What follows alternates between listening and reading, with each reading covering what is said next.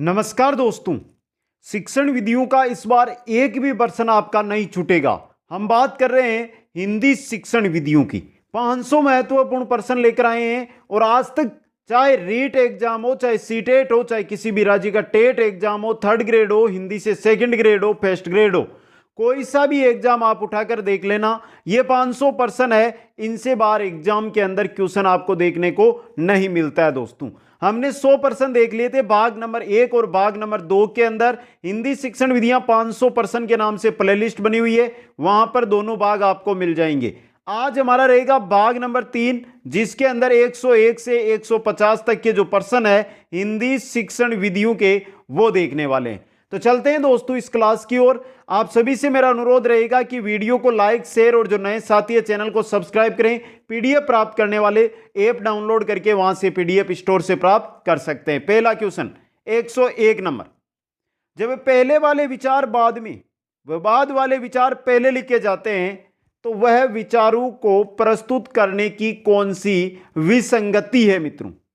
पहले के विचार है वो तो बाद में लिखते हैं, वह बाद के जो विचार है उनको पहले लिखते हैं, तो ये विचारों को प्रस्तुत करने की किस प्रकार की विसंगति है? मौलिकता, सुसंबद्धता, क्रमबद्धता या सभी? इंपॉर्टेंट क्वेश्चन आपके लिए। ये क्रमबद्धता से संबंधित क्या है? विसंगति है। ऑप्शन 3 यहां पे आपका सही रहेगा।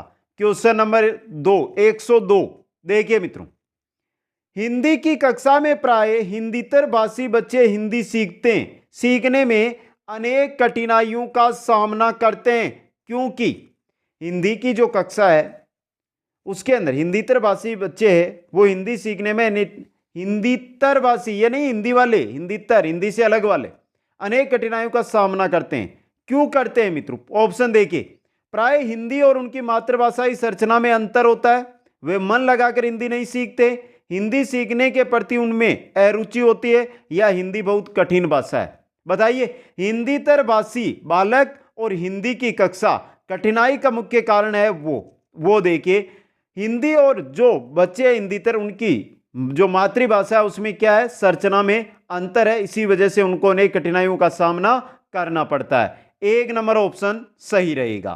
क्वेश्चन नंबर 103 देखिए, बोलना एवं लिखना भाषा के किस पक्ष को प्रदर्शित करता है? बोलना और लिखना यह भाषा के किस पक्ष को प्रदर्शित करता है? अभिव्यक्ति पक्ष, ग्रहण पक्ष, उपयुक्त दोनों, या इनमें से कोई नहीं? तो आप बोलेंगे तो अभिव्यक्त करेंगे, लिखकर भी आप कोई बात है, विचार है, उनको क्या करते हैं? अभिव्यक्त करते हैं, मतलब अभिव्यक्ति पक्ष है ये। ऑप्शन 1 यहां पे सही रहेगा।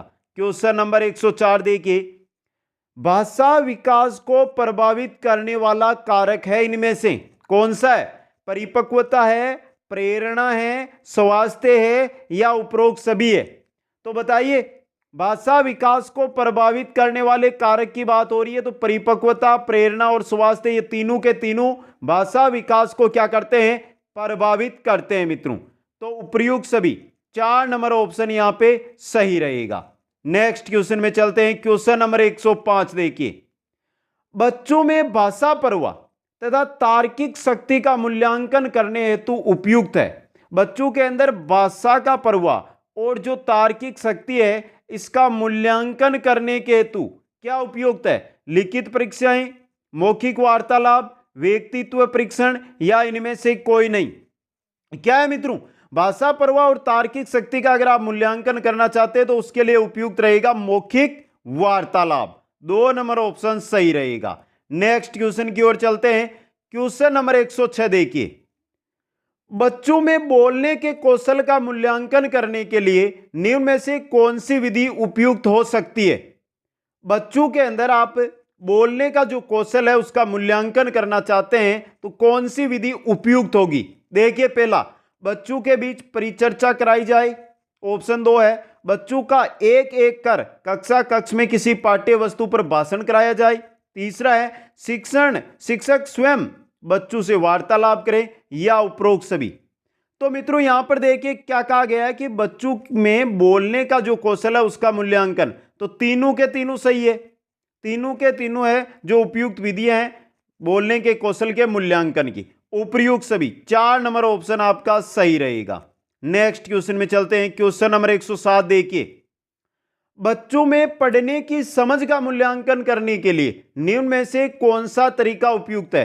अब बात आ गई है बच्चों के अंदर पढ़ने की समझ है उसका अगर आप मूल्यांकन करना चाहते हैं तो दोस्तों देखिए, बच्चों से श्यामपट्ट पर लिखवाया जाए, बच्चों से पाठ्य पुस्तक पढ़वाई जाए, बच्चों से पढ़ी गई पाठ्य पुस्तक पर प्रश्न पूछे जाए, या उपरोक्त में से कोई नहीं। तो बच्चों में पढ़ने की समझ का अगर आप मूल्यांकन कर रहे हैं तो जो चीज बच्चे ने पढ़ी है, जो पाठ्य वस्तु बच्चे ने पढ़ी है उससे रिलेटेड प्रश्न पूछे। 3 नंबर ऑप्शन देखिए आप, बच्चों से पढ़ी गई पाठ्य वस्तु पर क्या प्रश्न पूछे जाए। ऑप्शन 3 सही रहेगा यहां पे। क्वेश्चन नंबर 108 देखिए, भाषा शिक्षण में उद्देश्यनिष्ठ मूल्यांकन की विशेषताएं हैं। उद्देश्यनिष्ठ जो मूल्यांकन है उसकी विशेषता वस्तुनिष्ठता और विभेदकारिता नहीं, व्यापकता और व्यवहारिकता। उद्देश्यनिष्ठ मूल्यांकन की बात हो रही है यहां पे, तो व्यापकता और व्यवहारिकता यह होगी आपकी। ऑप्शन 2 सही रहेगा यहां पे। क्वेश्चन नंबर चलिए 109 की ओर, निम्न में से कौन सा उद्देश्य ज्ञान पक्ष से संबंधित नहीं है। कौन सा उद्देश्य है जो ज्ञान पक्ष से संबंधित नहीं है मित्रों। देखिए पहला देखिए, वैचारिक विषय वस्तु का ज्ञान प्राप्त करना, भाषा के तत्वों का ज्ञान प्राप्त करना, रचना के विविध रूपों का ज्ञान प्राप्त करना, या बोध सहित सुनने की योग्यता प्राप्त करना। उद्देश्य ज्ञान पक्ष से संबंधित नहीं है। इनमें से कौन सा नहीं है, वैचारिक विषय वस्तु का ज्ञान प्राप्त करना, यह आपका ज्ञान पक्ष से संबंधित नहीं है। ऑप्शन 1 यहां पे रहेगा आपका सही दोस्तों। नेक्स्ट क्वेश्चन, क्वेश्चन नंबर 110, भाषा शिक्षण का सामान्य उद्देश्य है। भाषा शिक्षण का सामान्य उद्देश्य क्या होता है, पढ़कर अर्थ ग्रहण कर सकें, बोलकर अपनी बात कह सकें, दूसरों की बात सुनकर समझ सके। तीनों के तीनों है भाषा शिक्षण के क्या है, सामान्य उद्देश्य है। तो सही देखिए उपयुक्त सभी 4 नंबर ऑप्शन सही रहेगा। क्वेश्चन नंबर 112 है मित्रों, निम्न में से कौन सी विधि मंत्रणा और तर्क विधियों का एक सम्मिलित रूप है। मंत्रणा विधि से मिलती जुलती विधि तो आपकी निर्देश विधि है, लेकिन पूछा है मंत्रणा और तर्क दोनों विधियों का सम्मिलित रूप, वो होगी आपकी स्वाध्याय विधि। कौन सी है, स्वाध्याय विधि। 3 नंबर ऑप्शन सही रहेगा। क्वेश्चन नंबर 113 देखिए, ध्वनियों के विभेदीकरण के लिए कौन सा भाषा कौशल प्रयुक्त होगा। ध्वनियों के विभेदीकरण के लिए कौन सा भाषा कौशल प्रयुक्त होगा मित्रों। सुनना, पढ़ना, लिखना उपयुक्त सभी। ध्वनियों का अगर आप विभेदीकरण करना चाहते हैं तो आप सुनकर कर सकते हैं। तो कौन सा प्रयुक्त होगा भाषा कौशल, सुनने वाला, सुनना। 1 नंबर ऑप्शन सही रहेगा।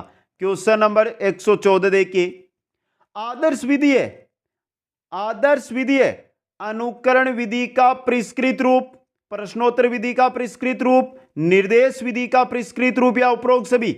आदर्श विधि आपकी होती है अनुकरण विधि का परिष्कृत रूप। आदर्श विधि है जो किसका होती है, अनुकरण विधि का परिष्कृत रूप ही है। ऑप्शन 1 सही रहेगा। नेक्स्ट क्वेश्चन नंबर 115, वाचन शिक्षण का उद्देश्य है। वाचन शिक्षण का क्या उद्देश्य है, बालकों को स्वर के आरोह अवरोह का अभ्यास कराना उद्देश्य है, बालकों को उचित ध्वनि के साथ वाचन का अभ्यास कराना उद्देश्य है, धारा प्रवाह वाचन की योग्यता प्रदान करना यह भी उद्देश्य है। ये सभी के सभी आपके वाचन शिक्षण के उद्देश्य हैं, तीनों के तीनों। तो सही रहेगा उपयुक्त सभी 4 नंबर ऑप्शन आपका। क्वेश्चन नंबर 116 में चलिए, निम्न में से कौन सा उद्देश्य कौशल पक्ष से संबंधित नहीं है। कौन सा उद्देश्य है जो कौशल पक्ष से संबंधित नहीं है। पहला देखिए, बोध सहित सुनने की योग्यता प्राप्त करना, यह तो है। प्रभावी ढंग से अपनी बात कहने की योग्यता प्राप्त करना, यह भी कौशल पक्ष से संबंधित है। प्रभावी ढंग से लिखकर अपनी बात कहने की योग्यता प्राप्त करना, यह भी है। भाषा कौशलों में मौलिकता लाने की योग्यता प्राप्त करना, यह आपके कौशल पक्ष से संबंधित नहीं है मित्रों। तो सही ऑप्शन 4 नंबर रहेगा आपका यहां पे। आगे चलिए क्वेश्चन नंबर 117 की ओर, बच्चों के लेखन कौशल का मूल्यांकन करने के लिए कौन सी विधि बेहतर हो सकती है। लेखन कौशल का आपको मूल्यांकन करना है तो कौन सी विधि होगी, सुंदर लेख का अभ्यास, अपने अनुभवों को लिखना, श्रुत लेख, पाठ आधारित प्रश्नों के उत्तर लिखना।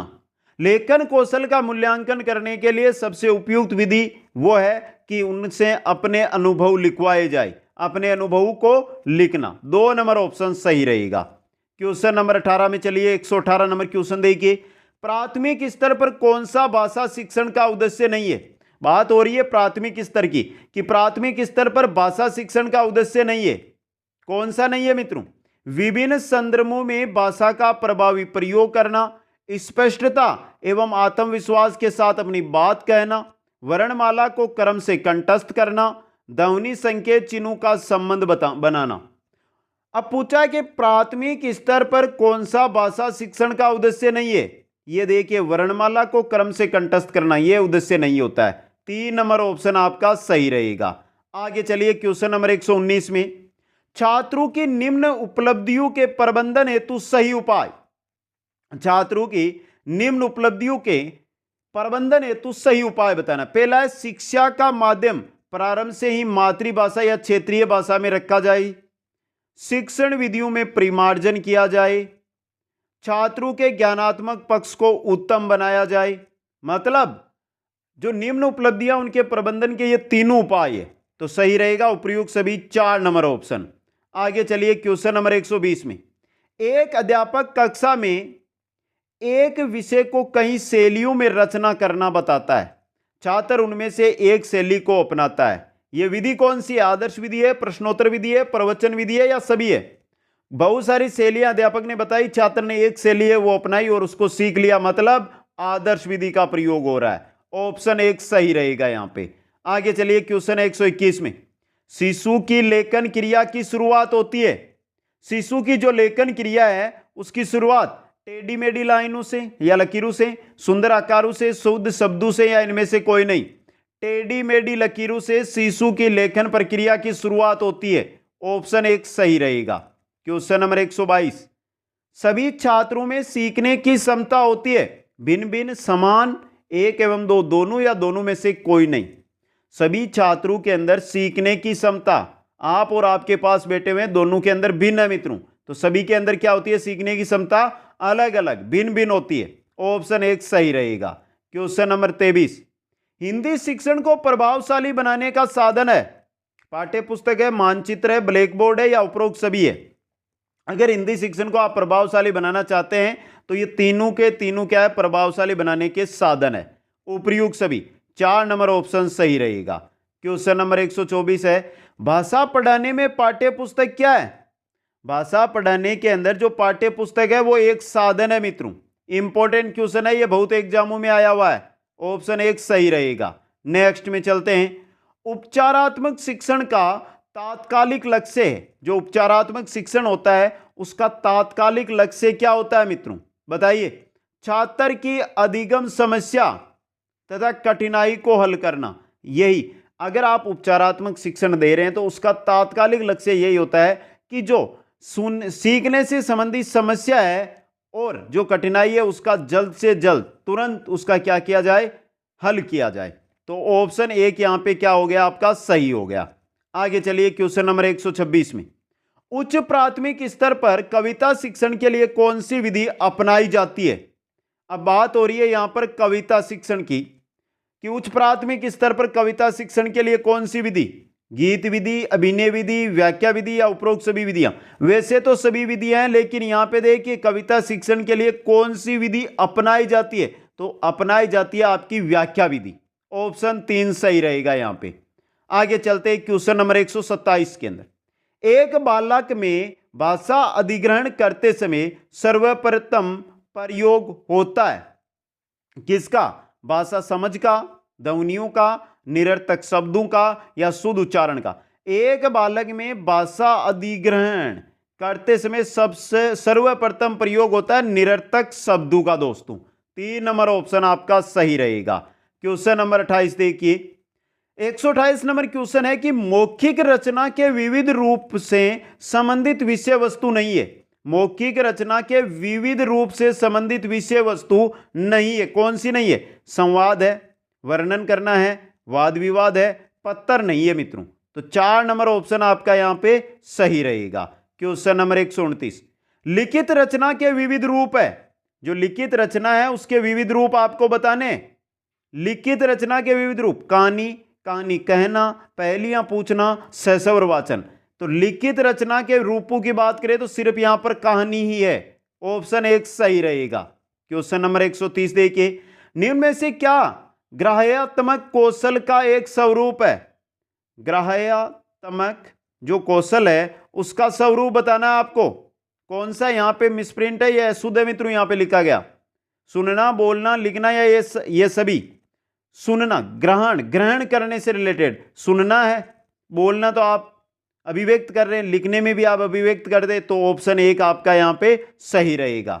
आगे चलते हैं 131 में, हिंदी भाषा शिक्षण में पढ़ने तथा लिखने के कौशल में विकास करने हेतु शिक्षण शुरू होना चाहिए। अक्षरों से, शब्दों से, वाक्यों से या उपरोक्त सभी से। हिंदी भाषा शिक्षण में पढ़ने और लिखने के कौशल का अगर आपको विकास करना है तो उसके लिए शिक्षण शुरू होना चाहिए। कहां से होना चाहिए? अगर मित्रों देखिए तो अक्षरों से, शब्दों से या वाक्यों से। अक्षरों से होना चाहिए, जबकि यहां पे अक्षर, शब्द और वाक्य तीनों सही रहेंगे आपके। ऑप्शन 4 यहां पे सही रहेगा। आगे चलते हैं क्वेश्चन नंबर 132, भाषा विकास के अंतर्गत अधिग्रहण करने की वह अवस्था जिसमें बालक शुद्ध उच्चारण करने लगता है। अधिग्रहण करने की वह अवस्था जिसमें बालक शुद्ध उच्चारण करने लगता है। किस अवस्था के अंदर बालक शुद्ध उच्चारण करता है मित्रों? 3 वर्ष की अवस्था के अंदर। तो सही रहेगा ऑप्शन नंबर 2 यहां पे। आगे चलते हैं, छात्रों को उपचारात्मक शिक्षण प्रदान करने की सबसे सुगम विधि। छात्रों को उपचारात्मक शिक्षण प्रदान करने की सबसे सुगम विधि इनमें से आपको बतानी है। पहली देखिए, कक्षा के छात्रों के अधिगम संबंधी दोषों व कमजोरियों का निदान कर उनको उनसे मुक्त करना। यही है दोस्तों, 1 नंबर ऑप्शन आपका सही रहेगा।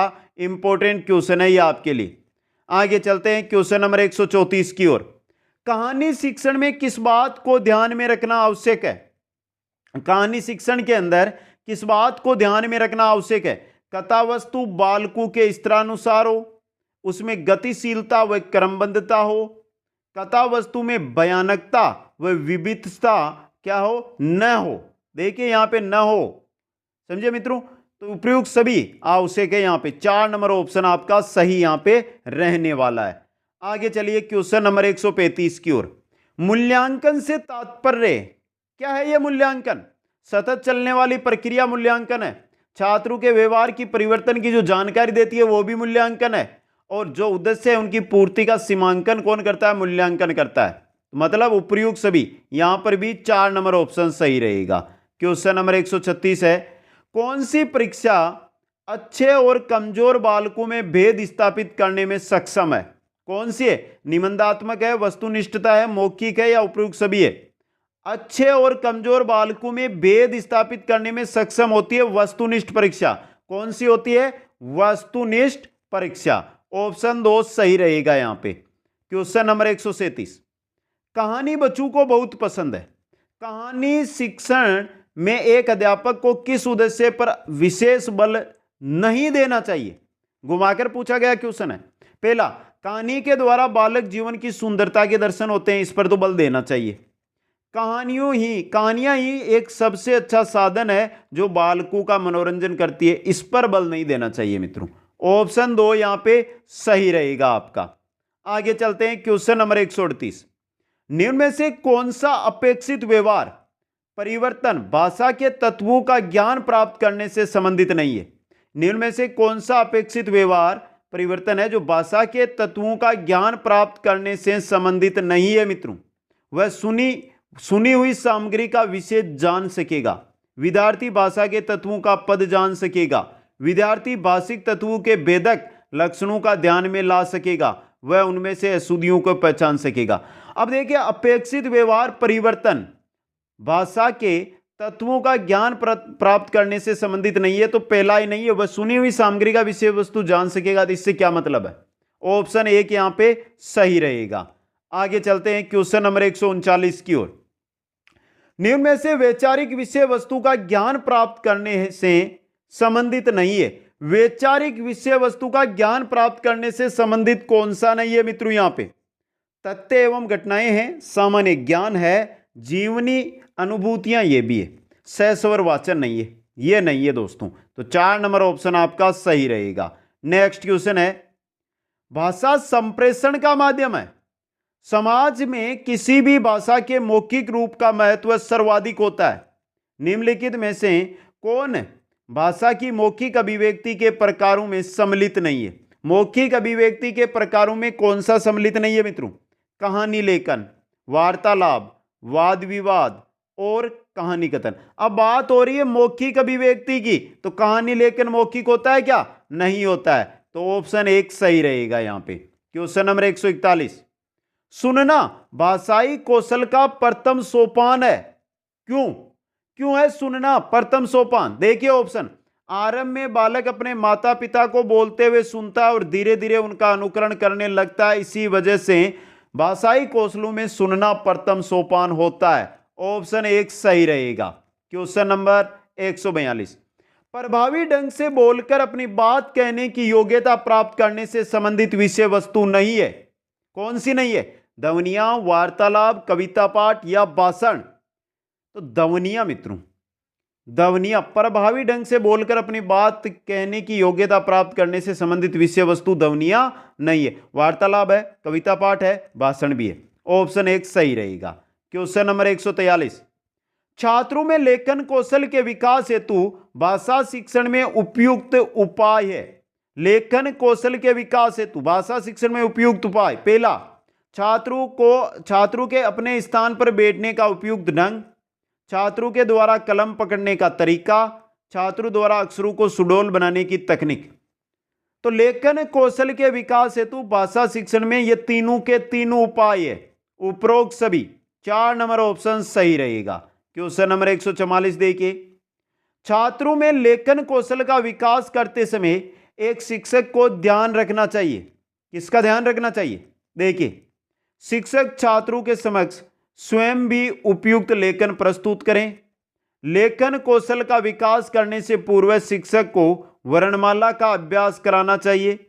छात्रों को कलम पकड़ने में कोई परेशानी ना हो, यह सभी ध्यान रखना चाहिए। मतलब उपरोक्त सभी। 4 नंबर ऑप्शन यहां पे सही रहेगा।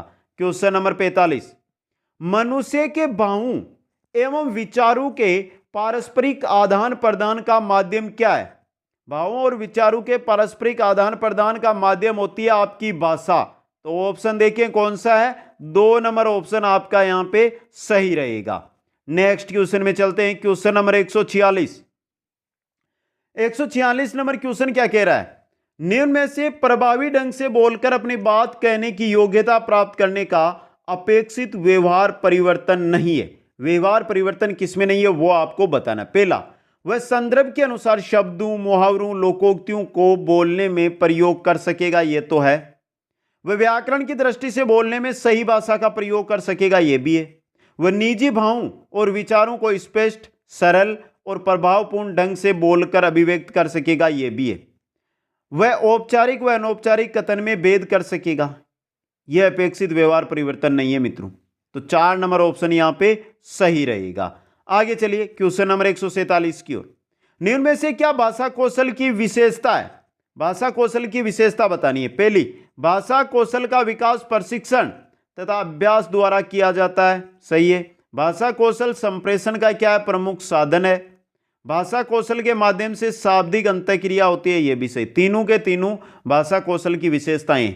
तो उपरोक्त सभी 4 नंबर ऑप्शन सही रहेगा। क्वेश्चन नंबर 148 देखिए, मौखिक रूप से बोलने के कौशल का विकास करने हेतु उपयुक्त तरीका बताइए। मौखिक रूप से बोलने के कौशल का विकास करने का उपयुक्त तरीका व्यक्तिगत पठन है, सामूहिक पठन है, अनुकरण पठन है, तीनों के तीनों है। उपयुक्त सभी 4 नंबर, उपरोक्त सभी 4 नंबर ऑप्शन सही रहेगा। नेक्स्ट क्वेश्चन में चलिए, भाषा कौशलों में मौलिकता लाने की योग्यता प्राप्त करना की विषय वस्तु नहीं है। किसकी? सुनना, बोलना, पढ़ना या कहना? किसकी नहीं है? कहने की। 4 नंबर ऑप्शन सही रहेगा। क्वेश्चन नंबर 150 देखिए, निम्न प्राथमिक स्तर पर पढ़ाई जाने वाली भाषा होगी। निम्न में से प्राथमिक स्तर पर राष्ट्रीय भाषा, मातृभाषा, आधुनिक भाषा या विदेशी भाषा? प्राथमिक स्तर पर मातृभाषा दोस्तों। ऑप्शन 2 यहां पे सही रहेगा। तो मित्रों कैसे लगे ये प्रश्न आपको कमेंट करके बताएं जल्दी से। प्रश्न संख्या 151 से 200 तक मिलेंगे आपको पार्ट नंबर 4 के अंदर, भाग नंबर 4 जो आएगा उसके अंदर। अभी तक वीडियो को लाइक नहीं किया तो लाइक करें, अधिक से अधिक शेयर करें, और जो भी नए साथी है वो सब्सक्राइब के बटन पर क्लिक करें और साथ में बेल आइकन के अंदर ऑल नोटिफिकेशन को ऑन कर लें, जिससे हर वीडियो की, हर क्लास का नोटिफिकेशन आप तक आता रहे। दोस्तों कमेंट करके बता दें, कोई से भी क्वेश्चन में कोई भी मित्रों अगर आपको डाउट है तो वो जरूर कमेंट करें, उचित सुझाव देने का प्रयास यहां पर किया जाएगा। आप सभी को बहुत बहुत धन्यवाद। जय हिंद, जय भारत।